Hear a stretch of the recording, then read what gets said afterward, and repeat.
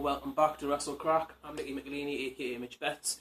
Today I'm going to be talking about WWE, the writing, the creative side of it, and what they could be doing to develop the characters better. So here it goes. To talk about this, I'm going to use a comparison against The Walking Dead, just because of the characters in that and how good that show is compared to Raw and SmackDown and whatnot. All the characters in The Walking Dead have all got stories behind them. You know who they are. You know why they do what they do. What the motivations are. All the characters, you know, from the top to the main characters all the way down to the bottom. You know who they are. You know what they're about.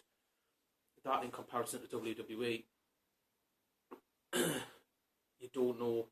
Maybe for Triple H, Stephanie, them type of people, you know what they're about. You know who they are. You know why they do. But from there downwards, you don't really know. Even Roman Reigns, who's a big star, you don't know why he does what he does, who he actually is as a person. You don't get that sort of information.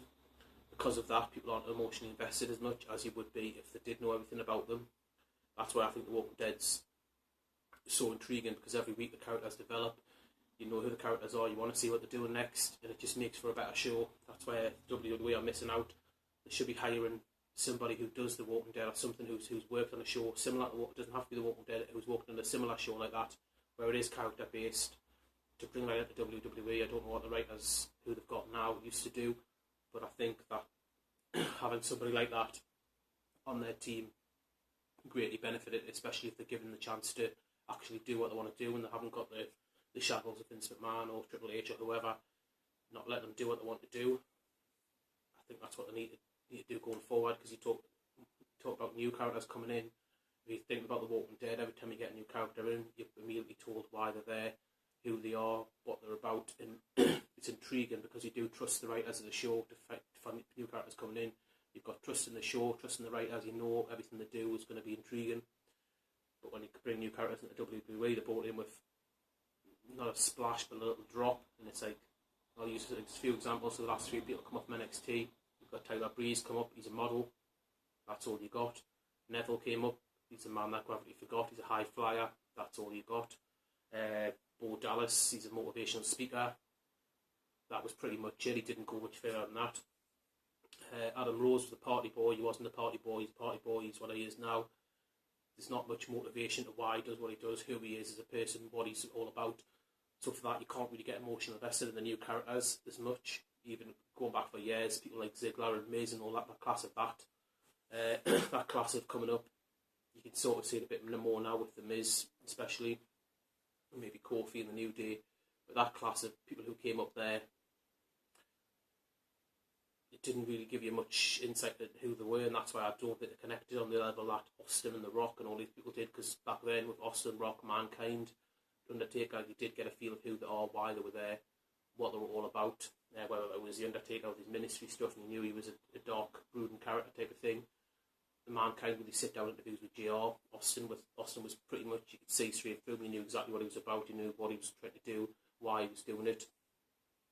But now the characters are a lot more, they're not as stripped back, and there's this gimmick put there, and the person behind them, you can sort of see why they're not connecting. I think, pardon me, I think if you, the whole live audience thing, that should be a positive, not a negative.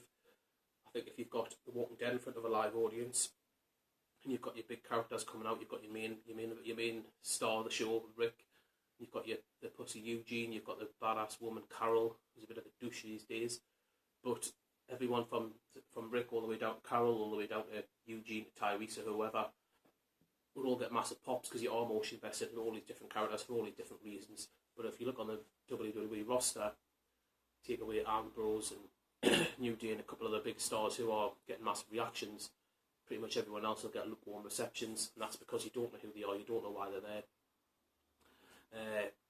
It's frustrating to watch, because it's just a simple little tweak, a simple way of doing things that they don't do. With the live audience aspect, I do think they have got, it can be seen as a disadvantage, because if the crowd don't like people, they will boo them straight away.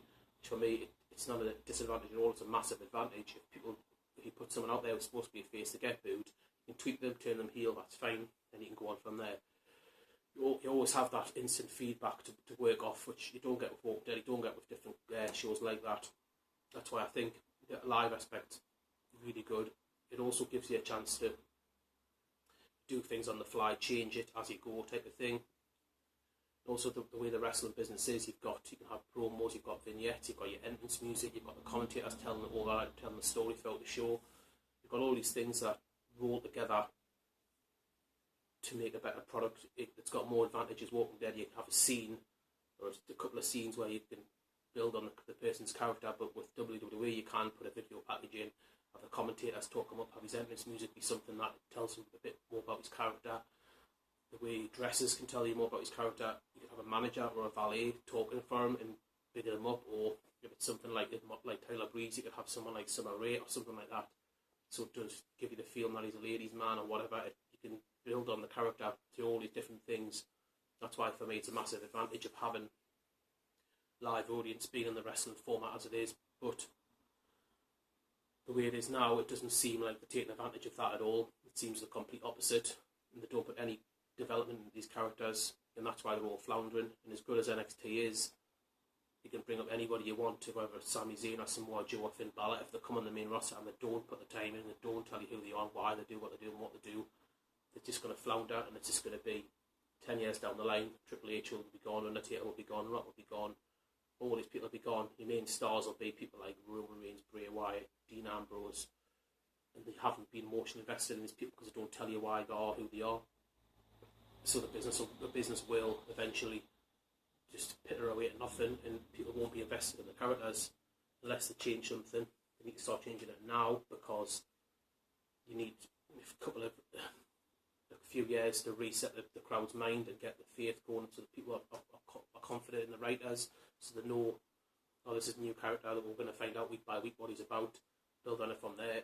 You need to change people's perception of what wrestling is now to what it should be in the future. We need to start doing that ASAP, because the big stars they've got now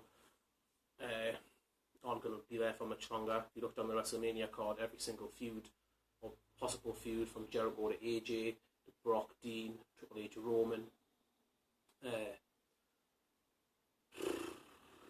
Big Show, Kevin Owens, if that's a thing, it's all established stars from 10 years ago fighting the younger people. Hopefully all the younger people come out on top, but if they don't, it's just, you're just going to be back in the same situation. You need to start building now. That's pretty much it. So go down below, comment on the video. I like to hear what people say, so just comment on the video, like the video, subscribe, and that's pretty much it. And I'll see you down the road. Alright, peace.